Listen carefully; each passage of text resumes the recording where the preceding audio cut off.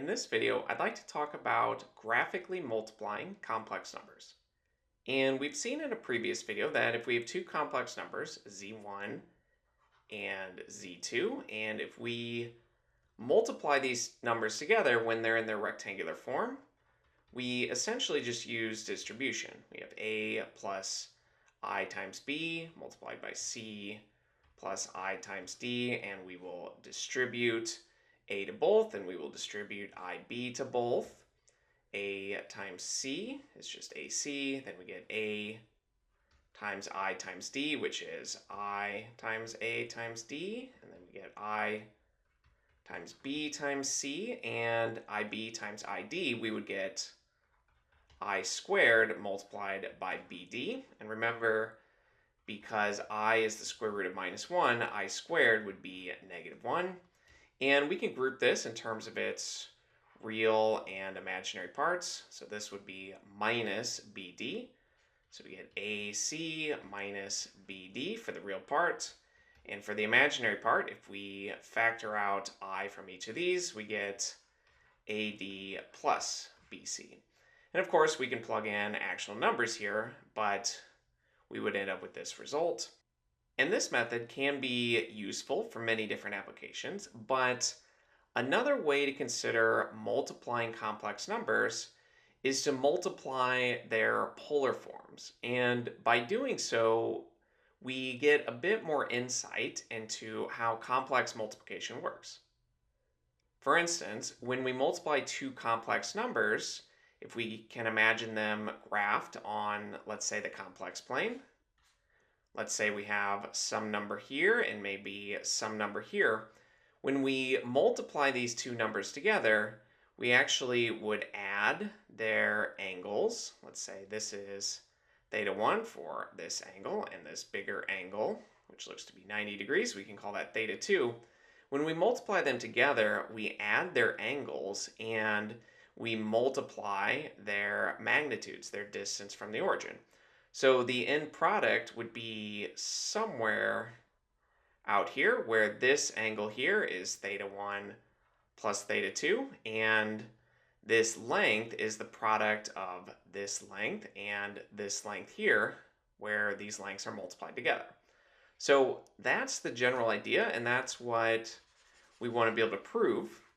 And the general way to approach this is to rewrite these numbers in their polar forms. So let's start by first doing that. We can write z1 as the magnitude of z1 multiplied by the cosine of, let's say, theta 1, its angle measured relative to the positive real axes, plus I times by the sine of theta 1. And we will do the same thing for z2, though we will have the magnitude of z2, and we will replace theta 1 with theta 2. So let me quickly write that. And when we multiply these together, z1 multiplied by z2, what we want to notice is that the magnitudes would multiply.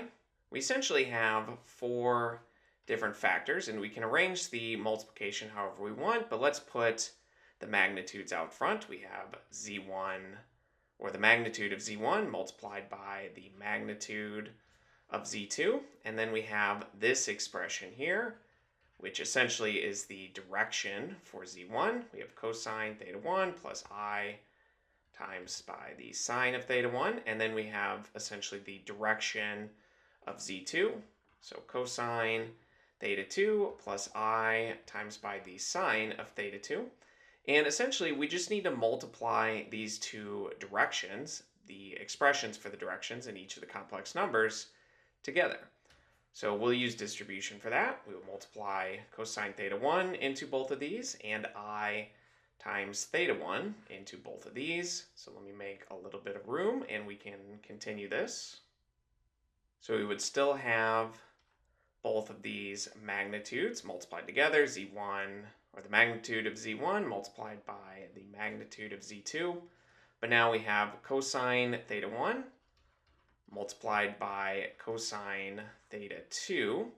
Then we have cosine theta 1 times by I times sine of theta 2. So let's put the I out front.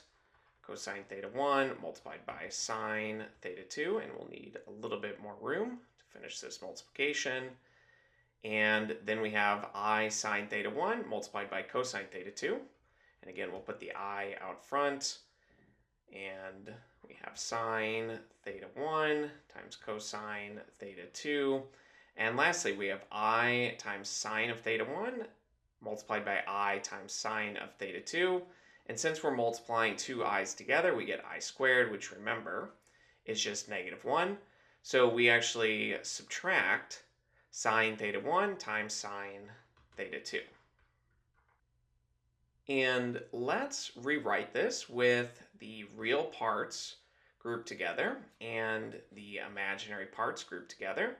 So I will first just rewrite the two magnitudes multiplied together out front, and then that will be multiplied by this expression here, just rearranged with the real parts first and the imaginary parts second. So let me write that very quickly. Now from here, it's important to recognize that this real part can be replaced with a particular trig identity. Namely, this is equal to the cosine of theta 1 plus theta 2. This is the sum identity for the cosine. And likewise, this expression for the imaginary part, this is the sum identity for the sine function, sine of theta 1 plus theta 2.